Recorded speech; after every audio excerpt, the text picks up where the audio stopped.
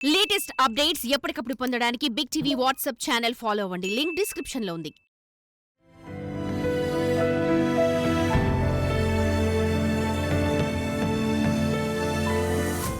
కష్టపడకుండా సంపాదించే ప్రతి ఒక్కరూ నేరబాటనే ఎంచుకుంటారు. అయితే చదువుకున్న దొంగలు సైబర్ క్రైమ్ వైపు చూస్తుంటే చదువురాని వారు దొంగతనాలకు, దోపిడీలకు పాల్పడుతున్నారు.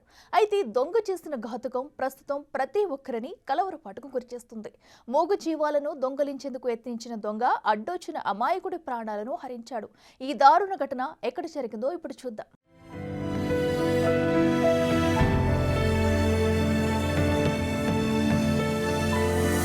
నెల్లూరు జిల్లా కొండాపురం మండలం గానుగుపెంట గ్రామంలో విషాదం చోటు చేసుకుంది.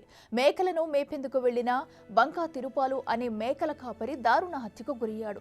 సంగం ప్రాంతం నుంచి 2 నెలల కిందట గురునాథం మాల్యాద్రి అనే వ్యక్తి గానుగుపెంట గ్రామంలోని ఓ రైతు వద్ద పశువులు కాసేందుకు వచ్చాడు.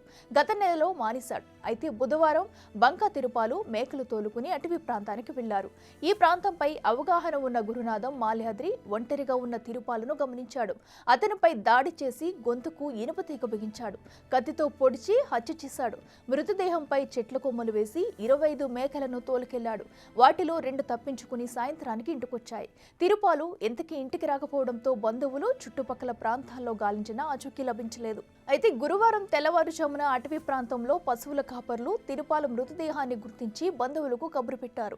దీంతో పోలీసులకు ఫిర్యాదు చేశారు తిరుపాలు కుటుంబ సభ్యులు. ఫిర్యాదు అందుకున్న పోలీసులు రంగంలోకి దిగి విచారణ చేపట్టారు. Kavali DSP Sridhar, Kaligiri CI Venkatanarayana, Kondapuram SI Venkatrao వచ్చి వివరాలు సేకరించారు. అయితే మేకలను అపహరించిన గురునాథం మాల్యాద్రి కలిగిరి మండలంలోని చిన్న అన్నలూరు పంచాయతీ తోగురూరుపాలెం గ్రామంలోని ఓ రైతుకు 2 మేకలను అత్యంత తక్కువ రేటుకు విక్రయించాడు. దీంతో అనుమానం వచ్చిన గ్రామస్తులు అతన్ని వీడియోలో చిత్రీకరించారు. దొంగని గుర్తించి బంధించే ప్రయత్నం చేశారు. కానీ అతడు వారి నుంచి తప్పించుకుని పరారయ్యాడు.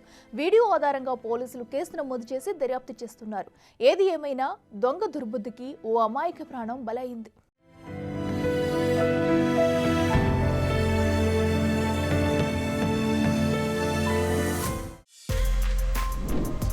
For more videos like this, subscribe Big TV channel.